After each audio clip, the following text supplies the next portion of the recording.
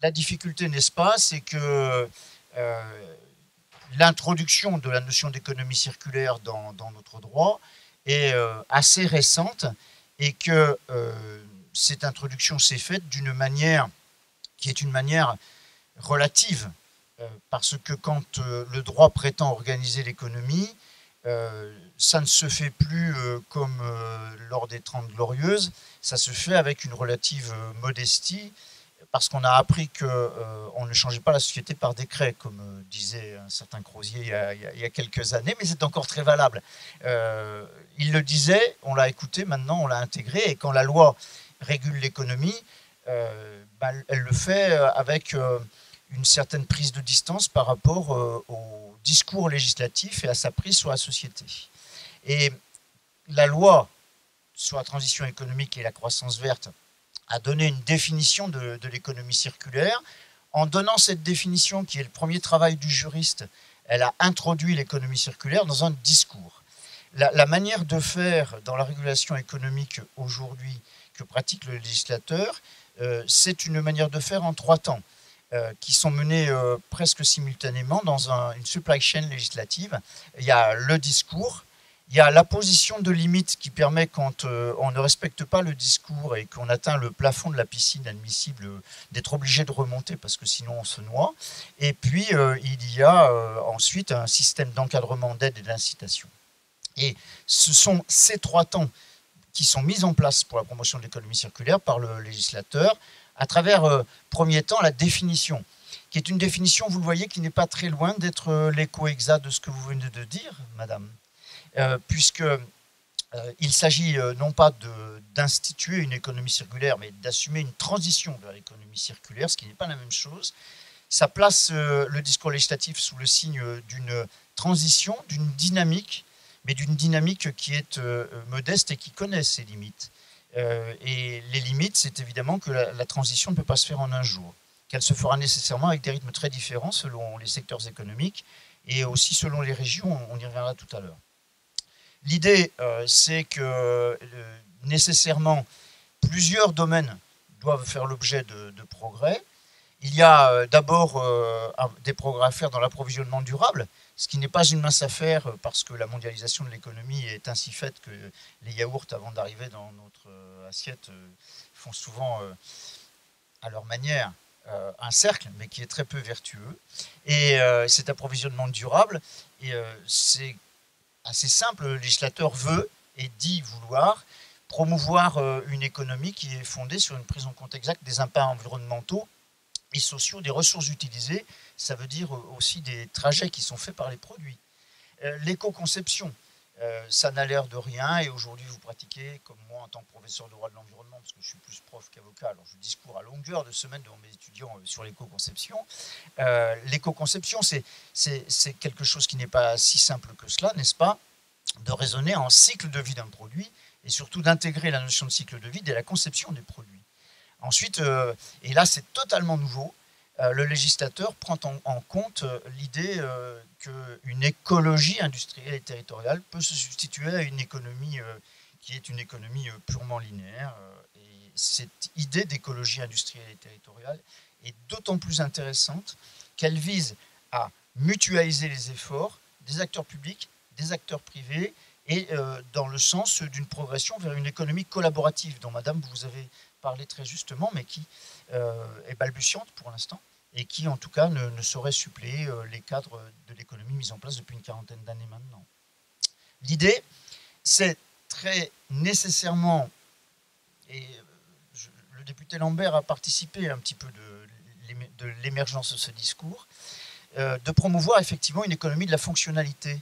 Alors, est-ce qu'on doit parler d'économie de la fonctionnalité ou d'économie de l'usage? Moi, je pense que c'est assez indifférent.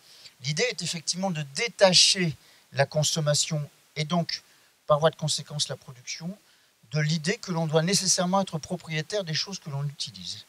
Et cette économie de la fonctionnalité, qui repose sur le fait qu'on privilégie l'usage à la possession, et que vous, de votre côté, vous vous mettiez plutôt à vendre des services améliorés plutôt que des biens. Ça nécessite de la part du consommateur en réponse qu'il prenne en compte les impacts environnementaux et sociaux à toutes les étapes de cycle de vie du produit quand il achète. Il faut évidemment pour cela, sans doute, revoir même la conception des produits et travailler à l'allongement de la durée d'usage des produits. Alors, le recours à la réparation, ça ne se fait pas par un discours législatif. Mais par contre, ce que l'on peut faire, et on le verra tout à l'heure, c'est quand il s'agit de travailler sur le plafond de la piscine qui vous oblige à remonter, d'interdire l'obsolescence programmée des produits. L'amélioration de la prévention de la gestion et du recyclage des déchets, c'était déjà le socle, complètement insuffisant, et il ne faut pas l'abandonner au prix de la promotion d'une économie de la fonctionnalité qui est pour l'instant balbutiante. Il y a tout un travail du législateur qui repose essentiellement sur la définition d'objectifs. Quand on définit les objectifs et que l'on ne fait rien pour les mettre en œuvre, ça ne relève que du discours. Mais le b.a.-ba, c'est quand même déjà au niveau d'un discours qui se veut légitime et national, de promouvoir des objectifs. Ici, ils sont assez ambitieux, puisqu'il s'agit d'inverser la courbe et de mettre en place d'ici 2030 un rapport entre le PIB et la consommation intérieure de matière qui soit bien meilleur. Alors, c'est à partir d'ailleurs des travaux de l'Institut de l'économie circulaire que cet objectif de 30% a été fixé et que la date de 2030 a été fixée. L'idée de produire en utilisant moins de matière et de promouvoir le découplage de la croissance par rapport à la consommation de matière, c'est une idée qui est certes très peu nouvelle, mais qui, dans le travail du législateur, le conduit assez nécessairement à des avancées en matière de production durable.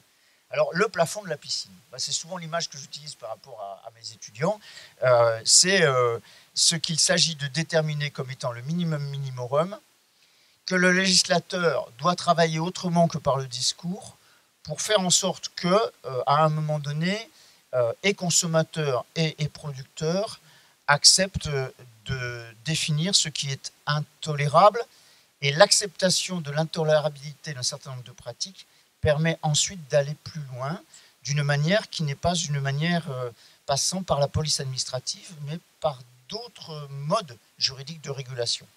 Alors, ce qui est le plafond de la piscine, c'est déjà l'interdiction des sacs plastiques. Et c'est ensuite tout un travail peut-être insuffisant sur l'obsolescence programmée, avec une pénalisation de l'obsolescence programmée. Ce sont cette interdiction et cette pénalisation des signes. C'est un petit peu, si vous voulez, comme un feu orange clignotant. Vous atteignez le plafond, il faut remonter, et il faut aller vers une dynamique qui passe par la promotion d'une consommation durable, et cette promotion, elle est promue, elle est faite par uniquement un signal, qui est le signal alimentaire. C'est un message qui est facile à recevoir, que de dire qu'il y a des gens qui n'ont rien à manger quand vous jetez beaucoup de nourriture. Et ce message est un axe fondateur du discours législatif en matière d'économie circulaire. Reste que, toujours minimum minimorum, le législateur entend régir de manière très ferme ce qui est la gestion des déchets. La prévention des déchets, l'objectif est de réduire de 10% les quantités de déchets ménagers et assimilés, de stabiliser les déchets d'activité par rapport à 2010. On se situe dans le cadre quand même d'une croissance. La loi sur la transition énergétique est une loi sur la transition énergétique et la croissance verte. Et donc, qui dit croissance, dit sans doute pour les activités économiques qu'on ne pourra pas réduire d'ici 2020 les déchets que vous produisez, mais il s'agit au moins de les stabiliser et de jouer sur la quantité de déchets que l'on peut diminuer le plus facilement, les déchets ménagers. Ensuite, sur le recyclage, parce que là, il y a l'amorce de cercles économiques vertueux qui est tout à fait possible, atteindre 65% en 2025 de recyclage pour les déchets non dangereux et non inertes. On voit le réalisme aussi du législateur. Ce réalisme est absolument nécessaire pour que la loi ne soit pas reçue comme n'étant qu'un discours. Et puis, réduire de moitié la mise en décharge en 2025 par rapport à 2010, ça c'est le retour sur le choix de l'axe déchets ménagers plutôt que l'axe déchets industriels. On a évidemment, quand on a fait le discours et quand on a déterminé ce qui était le plafond de la piscine, Reste que ça n'est pas comme ça qu'on change l'économie et qu'il y faut évidemment une action qui soit peut-être plus structurante, qui soit le reflet d'une recherche permanente d'une dynamique. Et le choix fait par le législateur, c'est sûrement le plus important. C'est le choix d'un axe d'incitation publique qui n'est pas national, mais qui est régional. Et la régulation publique de l'économie, elle va sans aucun doute se placer sous le signe de l'émergence des grandes régions. Parce que la vraie régulation publique de l'économie circulaire se fera de manière dynamique par une manière de faire le droit dynamique, c'est-à-dire par la planification, par l'incitation financière, par la mise en place d'un certain nombre d'aides et d'actions structurantes territorialisées. Et ça passe d'abord, évidemment, par l'article L541-13 du Code de l'environnement, la généralisation d'un plan régional d'action en faveur de l'économie circulaire, qui est, alors ça c'est à mon avis une erreur stratégique, placé au sein du plan régional de prévention et de gestion des déchets. Le choix qui a été fait, c'est de dire que de toute manière, ce qui va être le socle de l'action des régions en direction des entreprises, c'est une action de gestion des déchets visant à ce qu'il y ait de moins en moins de déchets. Donc, si l'on veut promouvoir l'économie circulaire, il faut qu'il y ait un plan qui soit autonome, là on est d'accord, mais que ce plan autonome soit placé dans un plan plus général qui gouverne les déchets. La réalité de la timidité du législateur apparaît là, parce que ce qui aurait été peut-être mieux, et Lambert avait défendu cette position, mais il était bien isolé au sein de l'Assemblée nationale, c'était de mettre en place un plan régional d'économie circulaire, et que dans le plan d'économie circulaire, il y ait un plan de gestion des déchets. Bon, manifestement, il n'a pas été possible d'en arriver à cette logique-là. On peut se contenter de la logique qui a été mise en place, parce que dans le plan régional en faveur de l'économie circulaire, nécessairement il devrait y avoir un certain nombre de missions qui seront structurées, qui seront pensées, et pour laquelle on l'espère des déblocages financiers suffisants seront faits. Il y a d'abord tout un travail de soutien qui devra être structuré au niveau régional sur l'allongement de la durée d'usage. Alors la structuration du réemploi, elle ne se fait que si les entreprises payent un peu, mais surtout si il y a des deniers publics qui y sont consacrés, des lieux aussi qui y sont consacrés, avec l'octroi gratuit par exemple, ou faiblement payant, de lieux pour les recycleries et les dépôts-ventes. Les campagnes nationales de sensibilisation sont également extrêmement importantes. En Île-de-France, il y en a une qui est promue à travers l'action de la mairie de Paris, et notamment par Serge Auru, ce sont des campagnes qui sont assez intéressantes. Ce sont des relais des campagnes nationales, mais elles doivent aller de pair avec un travail de structuration du réemploi et du recyclage.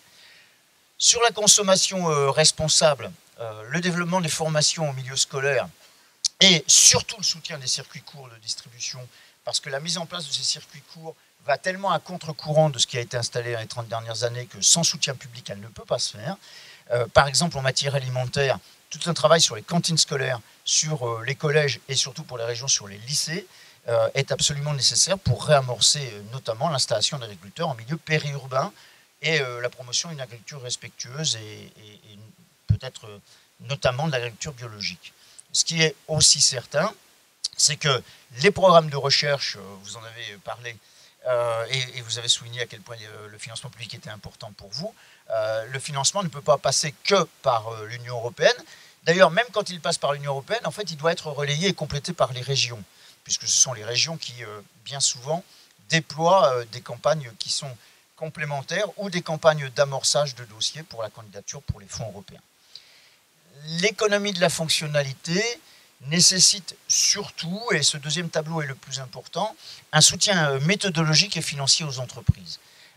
Quand on regarde par exemple ce que la région de Nord-Pas-de-Calais a mis en place depuis maintenant 7-8 ans, et bien avant la loi sur la transition économique, la transition énergétique, l'idée c'est que c'est au niveau des PME que sans aucun doute la promotion de l'économie de la fonctionnalité et tout un travail sur la méthodologie est absolument inexistant sans qu'il y ait une initiative publique qui en soit à l'origine. C'est vrai que ça passe aussi par des appels à projets qui développent de nouveaux marchés Et ces nouveaux marchés sont des nouveaux marchés qui, bien souvent, passent par des structurations juridiques présentées comme atypiques, mais qui le deviendront de moins en moins, qui sont les structurations juridiques publiques-privées, quelquefois coopératives, quelquefois non pérennes, qui, pour certaines, deviendront pérennes. Là, la variété est absolument évidente. Selon les régions, on met en place des sociétés coopératives d'intérêt collectif, on met en place des sociétés commerciales, on met en place des associations qui permettent à des collectivités locales et à des entreprises de promouvoir la création de start-up. Il y a des jeunes entreprises universitaires innovantes qui émergent beaucoup dans ces domaines-là et qui ne pourraient pas émerger sans les aides régionales dont sont fait une spécialité 3 régions. La région Nord, la région Rhône-Alpes, qui est maintenant un peu dépassée certes, mais c'est l'ancienne région Rhône-Alpes qui a été à l'origine des déblocages de fonds les plus importants, et puis la région Pays de la Loire. Et ensuite, l'idée, bien évidemment, c'est à partir des 3 premiers éléments, de déployer de la part des pouvoirs publics, pour amorcer la pompe ou la pérenniser, des politiques d'achat responsables, qui sont assez souvent, si tu veux me repasser, qui sont assez souvent fondées sur, à l'origine, des programmes de recherche, qui permettent de faire émerger de nouveaux besoins ou de nouvelles méthodes pour répondre aux anciens besoins. Et le cycle naturel de l'économie circulaire tel qu'il doit être promu en région, c'est programmation financière, aide à la recherche, ensuite initiative d'achat direct et structuration juridique pour ces marchés-là. Il y a, si tu veux passer le... Il y en a plus, c'est celle sur les cycles de vie des produits. Il y a la toute première. En fait, voilà, la définition. Voilà. En fait, c'est donc sur principalement les régions que reposera le cadrage juridique. Mais c'est surtout sur les régions que reposera, en liaison avec vous, un changement de culture qui est donc initié par le changement de définition que vous voyez là, et qui est commandé par la recherche d'une consommation qui soit sobre et responsable. La consommation sobre, ça ne veut pas dire moins de consommation, mais mieux de consommation. Et la notion de responsabilité repose sur une moindre consommation des ressources naturelles et des matières premières primaires. Il y a une timidité, je l'ai dit tout à l'heure, mais il y a aussi une virtualité dans cette définition. Et la virtualité, c'est un appel à l'inventivité permanente. Je vais donner quelques exemples, parce que j'ai parlé des régions. Mais certaines régions ont promu des techniques qui sont ensuite relayées dans leurs instruments juridiques par les intercommunalités, ne serait-ce que dans la mise en place d'urbanisation réversible. Moi, je suis à l'origine involontaire d'une association qui s'appelle Atmosphère, dont nous sommes également les juristes, les avocats, et qui a inventé, avec des fabricants de maisons en bois, la notion d'habitat réversible pour le 3e âge. Alors, il s'agit de quoi? Il s'agit très très simplement, au lieu de mettre en place des bâtiments en dur qui sont construits sur des terrains promis à l'urbanisation classique, de mettre en place de l'habitat en bois avec des fondations extrêmement minimales, pouvant se placer y compris dans des terrains qui ne sont pas destinés à une urbanisation logique, parce que une fois qu'il n'y a plus besoin de ces habitats-là, eh bien, on les enlève et il ne reste plus rien. Alors, le cas échéant, on les déplace en fonction des besoins. Dans les intercommunalités, le déplacement des besoins pour les générations passées peut aller de pair avec l'émergence de besoins pour les générations futures. Et ce qui est assez intéressant, c'est que ces structurations d'habitat entièrement réversibles et déplaçables à volonté, chaque 5, chaque 10 ans, ces habitats sont faits pour être changés de place, c'est que la gestion en est faite dans le cadre d'une d'une structuration qui est atypique mais pérenne. C'est la structuration société coopérative d'intérêt collectif, où un certain nombre d'entreprises sont venues s'adjoindre aux fabricants de maisons en bois qui étaient les initiateurs d'origine avec les intercommunalités dynamiques qui étaient également à l'origine du projet, pour développer de l'emploi d'abord, et à partir de l'habitat réversible, mettre aussi en place des filières entières de production et de récupération. Donc, filière bois, avec un approvisionnement local du bois utilisé pour l'habitat réversible, et puis filière récupération ensuite des déchets de chantier et également des produits de l'habitat réversible quand on ne peut plus réutiliser évidemment ad vitam aeternam le bois utilisé pour les premières constructions. Ce bois est ensuite réinjecté dans les chaufferies bois qui sont elles-mêmes utilisées pour chauffer les nouveaux habitats réversibles. C'est idéal, oui c'est fini, mais justement ce que je viens de vous décrire n'a strictement aucune fin. Et c'est en cela que les business plans dont vous parliez sont sans doute un avenir pour une économie qui est sans doute très dynamique. Ça n'est pas la fin de l'économie dont on parle là, mais sans doute d'une altercroissance.